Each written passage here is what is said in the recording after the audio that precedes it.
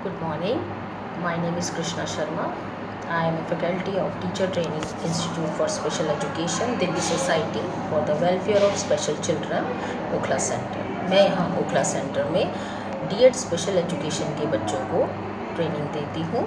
मैं यहाँ पर लेक्चरर हूँ। आज हम जिस टॉपिक पर यहाँ पर बात करने के लिए हैं वो टॉपिक है कॉजेज़ ऑफ डिसेबिलिटी। डिसेबिलिटी होने के कारण क्या है? डिसेबिलिटी होने के कारण क्या है, ये सब समझने से पहले हमें यह देखना होगा कि व्हाट इज़ डिसेबिलिटी। पहले इसे थोड़ा सा हम समझ लेते हैं। What is disability? Disability means any condition, कोई भी ऐसी कंडीशन जो किसी पर्सन को, किसी व्यक्ति को कोई भी काम करने या सोसाइटी या इस वर्ल्ड के साथ जुड़ने में मुश्किल पैदा करे, मुश्किल बना दे, उस कंडीशन को हम डिसेबिलिटी यानी कि विकलांगता कहते हैं। डिसेबिलिटी किसी भी तरह की हो सकती है, physical disable, mentally disable, intellectual disable, visual, hearing, speech या फिर मल्टीपल डिसेबल। अब हम आते हैं अपने आज के मेन टॉपिक पर कि इस डिसेबिलिटी होने के मेन कारण क्या हैं, कॉजेज़ क्या हैं। तो कॉजेज़ की अगर हम बात करें तो हमें ये जानना होगा कि आखिर ये कारण होते क्या हैं जिसकी वजह से एक पर्सन जो है वो डिसेबल बन जाता है, या फिर एक पर्सन जो कि पहले बच्चा था उसके बाद फिर वो बड़ा हुआ। तो उसको जानने के लिए हमें ये देखना होगा कि वो कारण क्या थे। तो सबसे पहले अगर हम बात करें तो कारण सबसे पहले जो आते हैं, कॉजेज़ जो आते हैं, उसमें आता है बिफोर बर्थ, जन्म से पहले के कारण। जन्म से पहले के कारण की अगर हम बात करें तो जेनेटिक कॉजेज़। जेनेटिक कॉजेज़ में जिसे हम आनुवांशिक कारण भी कहते हैं। जेनेटिक कॉजेज़ में डाउन सिंड्रोम भी आता है, थैलेसीमिया भी आता है। ये सब ऐसे कारण हैं जो कि एक जन्म से पहले के कारण है जिसकी वजह से डिसेबिलिटी हो सकती है। उसके बाद हम सेकेंड अगर कॉजेज़ की बात करें तो इसमें आता है इन्फेक्शन इन प्रेगनेंसी। प्रेगनेंसी में जिस टाइम पर मदर ने कंसीव किया हुआ है बेबी को, उस टाइम पर किस तरह के इन्फेक्शन है उस प्रेगनेंसी पीरियड में, जिसमें हम रूबेला की बात कर सकते हैं या फिर हम जीका वायरस की बात कर सकते हैं, जिसकी वजह से भी डिसेबिलिटी के कॉजेज़ बनते हैं। उसके बाद हम बात करते हैं थर्ड जो हमारा कॉजेज़ हम मान सकते हैं वो है poor nutrition of mother. Poor nutrition of mother यानी कि मदर का खान पान जो है वो किस तरह से है। अगर उसके पास खाने पीने की जो भी हम बात करें, मदर के न्यूट्रिशन में किसी चीज़ की कमी है जिसकी वजह से उस बेबी को पूरा न्यूट्रिशन नहीं मिल पा रहा, उस मदर को पूरा न्यूट्रिशन नहीं मिल पा रहा, जिसका की कारण एक कॉजेज़ जो है एक डिसेबिलिटी का बन सकता है, जिसमें कि हम बात करें फॉलिक एसिड हो गया, आयरन हो गया या आयोडीन की कमी हो गया।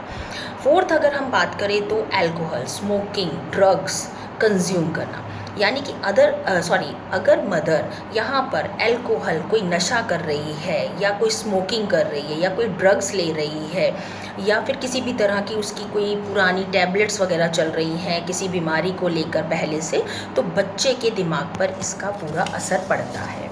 उसके बाद मदर इलनेस, फिफ्थ हमारा जो कॉजेज़ इसमें आता है जिसमें हम बात कर रहे हैं बिफोर बर्थ में, वो है हमारा मदर इलनेस। माँ को डायबिटीज़ का होना, हाई बीपी का होना, ये सब भी एक कॉजेज़ बन सकते हैं। सेकेंड अगर हम बात करते हैं कॉजेज़ ड्यूरिंग बर्थ, जो कि जन्म के समय बनते हैं। अब ड्यूरिंग बर्थ में अगर हम बात करें तो सबसे पहले जब बेबी जो है जन्म ले रहा होता है उस टाइम पर क्या होता है कि lack of oxygen to baby को ऑक्सीजन कम मिल पाती है, यानी कि जब बच्चा जन्म ले रहा होता है, पैदा हो रहा होता है, उस टाइम पर बच्चे को ऑक्सीजन कम मिल पाना, जिसकी वजह से बच्चा सीपी भी हो सकता है। सीपी यानी कि सेरेब्रल पाल्सी।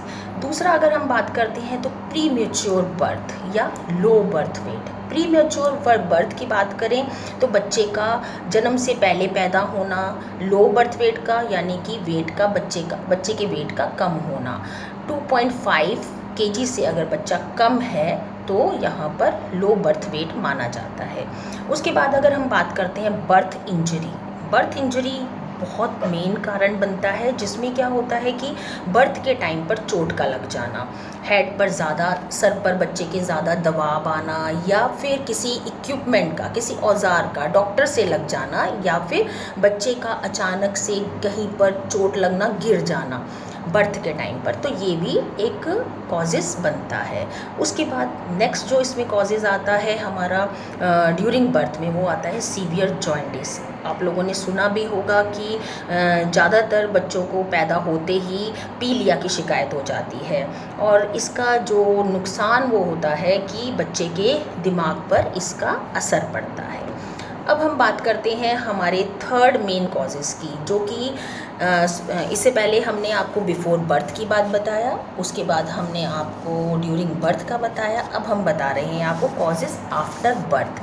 अब जन्म के बाद के जो कॉजेज़ आते हैं, यानी कि बच्चे ने जन्म ले लिया, उसके बाद जो कॉजेज़ हैं, कारण है जिसकी वजह से डिसेबिलिटी होने के चांसेस होते हैं, जिसमें नंबर 1 पे आता है इन्फेक्शन या किसी डिसीज़ का हो जाना।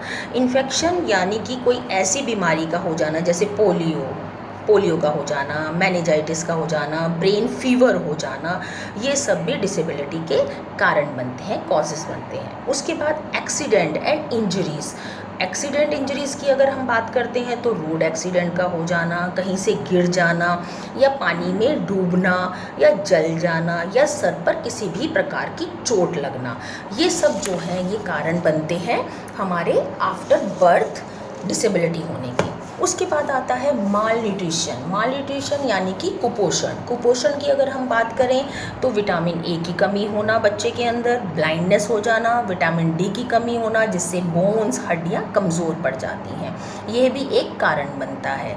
उसके बाद हमारा जो कारण कॉजेज़ आता है वो आता है स्ट्रोक या ओल्ड एज। अब स्ट्रोक की अगर हम बात करें तो ये स्ट्रोक किसी भी एज में हो सकता है, किसी भी एज में किसी को भी हो सकता है, जिसमें कि हम पैरालिसिस अटैक का कहा जाता है, या दिमाग में कुछ इस तरह की नस का फट जाना, या सुनाई कम देना ओल्ड एज में। तो ये सब जो है वो कारण बनते हैं किसी भी डिसेबिलिटी के होने की।